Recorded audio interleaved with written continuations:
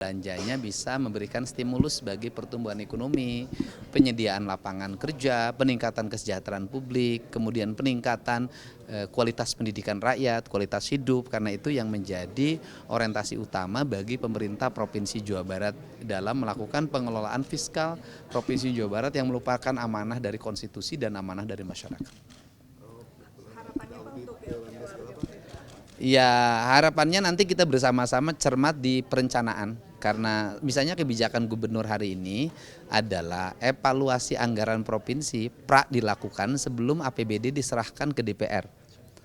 Nah, pada saat itulah nanti provinsi kabupaten kota agar menyerahkan rencana belanja pemerintah daerahnya di tahun anggaran 2026 nanti itu diserahkan dulu ke gubernur.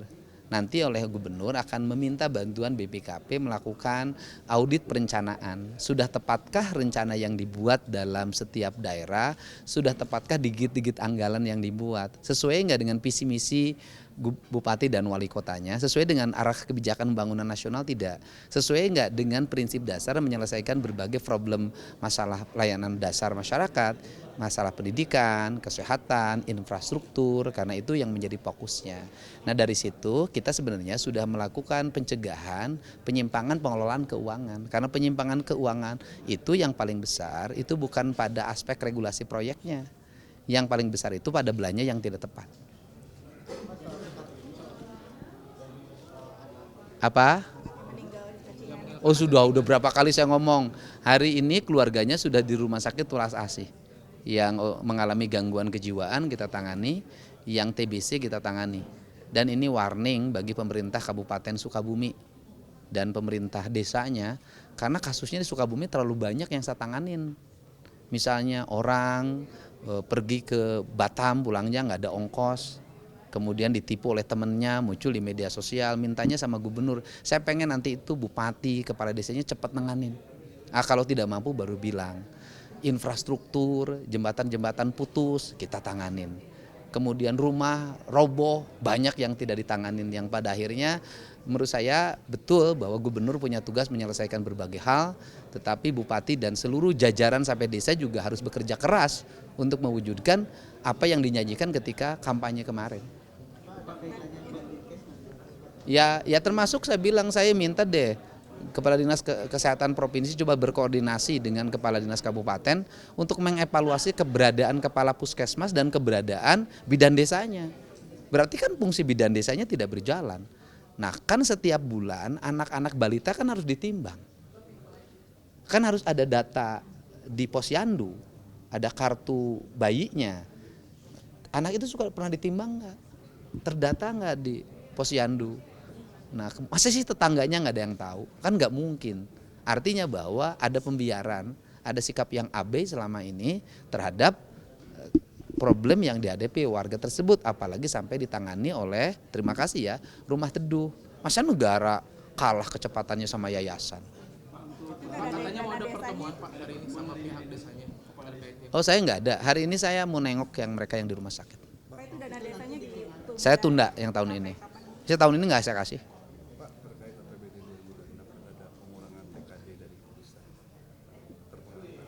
Ya kita ini pasti kalau berpengaruh ya berpengaruh.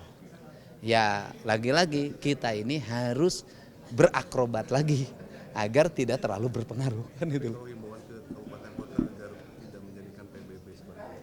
Iya memang kan ada itu kabupaten kota di Jawa Barat bersepakat tidak menaikkan itu. Tetapi kan mereka juga nanti harus diajak diskusi dengan kita untuk menutupi ya kan aspek-aspek kelemahan fiskal mereka yang terjadi hari ini, apa upayanya. Karena kan rata-rata para kepala daerah ini yang sekarang baru menjabat itu kan sudah menjabat dengan tunjangan kinerja daerah bagi para pegawai yang sudah berjalan, kan itu bebannya besar. Yang kedua lagi kan harus menerima juga kewajiban untuk membayar P3K yang baru yang harus dibayar dari alokasi DAU. Nah komponen itu kan menjadi sangat tipis untuk pembangunan. Nah dia pendapatan asli daerah misalnya, pendapatan asli daerah kan tidak semua daerah punya kemampuan pendapatan yang tinggi. Nah itu kan harus menjadi bahan evaluasi kita, itu yang disebut dengan oleh saya adalah ke subsidi fiskal, yaitu daerah-daerah yang berkekurangan tetapi punya sumber daya air, sumber daya kehutanan itu akan mendapat prioritas untuk mendapat subsidi fiskal dari pemerintah provinsi. Sudah kan sudah minta saya dihentikan. Ya nanti saya cek wali kotanya sudah ngeluarin peraturan wali kota atau belum. Kan itu mencabut peraturan wali kota yang terdahulu. Pertumbuhan ekonomi 5,2%. Ya itu pertumbuhan yang tumbuh bukan karena gubernur, itu pertumbuhan yang tumbuh karena rakyat Jawa Baratnya relatif bergeliat. Kemudian pemerintah provinsi dan kabupaten kota itu menggelontorkan fiskal sebagai stimulus dalam bentuk kegiatan-kegiatan pembangunan, itu yang pertama. Yang kedua, kegiatan proyek industri juga berjalan. Yang ketiga adalah sumbangan dari pertanian. Karena pertanian hari ini panennya setahun 3 kali karena hujannya terus menerus. Kan ini juga memberikan sumbangsi bagi pertumbuhan ekonomi sehingga ini terjaga nih, angka fiskalnya terjaga dan kita memberikan sumbangsi terbesar di antara provinsi di Pulau Jawa. Soal penertiban yang di Jalan Cagar. Kenapa? Subang mungkin udah direlokasi di mana lokasinya? Kan pertama kan itu bukan relokasi karena itu bukan rumah.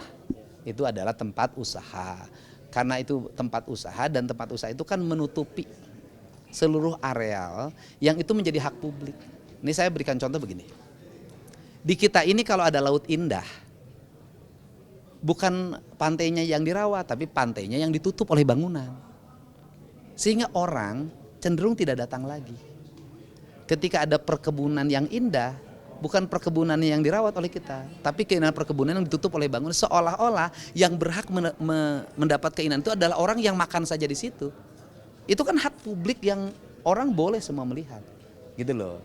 Nah ini juga kan proporsi ini harus segera ditata. Untuk apa? Karena negara berkewajiban menata apapun dan siapapun. Kita nggak ngomong bahwa itu kecil, itu besar. Saya bertindak sama yang besar pun, nggak ada masalah. Nah kemudian yang berikutnya adalah bagaimana kita menata agar mereka mendapat tempat yang baik, tempat yang layak. Ya itu kan nanti kita tinggal berdiskusi dengan PTPN. Posisinya di mana sih agar tempatnya baik, jualannya harganya sesuai dengan kebutuhan dan standarisasi harga yang ada di masyarakat. Kemudian juga tidak mengganggu orang menikmati keindahan alam yang ada di Jawa Barat. Yang sekarang ini alam Jawa Barat itu seluruh keindahannya hampir sudah ditutup oleh bangunan. Keindahan pantai ditutup bangunan, keindahan sungai ditutup bangunan, keindahan sawah ditutup bangunan, keindahan perkebunan teh juga ditutup oleh bangunan. Dan itu prasyarat untuk apa? Untuk meningkatkan kualitas pertumbuhan kewisataan. Gitu loh. Tidak ada wisata yang tumbuh di sebuah daerah melahirkan kelas ekonomi menengah kalau wisatanya tidak dikelola dengan baik. Gitu loh. Rame sih rame, tapi orang cuman rame aja, bikin kotor, tidak belanja, pulang lagi. Terkait kepala dinas yang bakal jadi RO atau hubung di daerah itu gimana? Oh iya, jadi gini, kan di provinsi itu kerjanya mengkoordinasikan. Saya akan membagi seluruh kepala dinas bertanggung jawab terhadap kabupaten kota.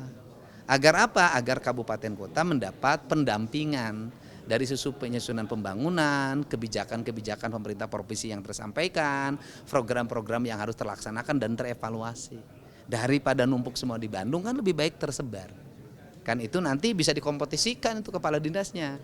Mana yang paling bagus pertumbuhan ekonominya, ketersediaan lapangan kerjanya, penyerapan anggarannya. Nah kepala dinas itu nanti memiliki tanggung jawab. Dan dimungkinkan saya nanti didampingi oleh auditor. Bisa saja dengan BPKP satu daerah ada satu auditor yang mendampingi bukan hanya pada ketika ada audit investigatif, tetapi audit perencanaan, audit pelaksanaan.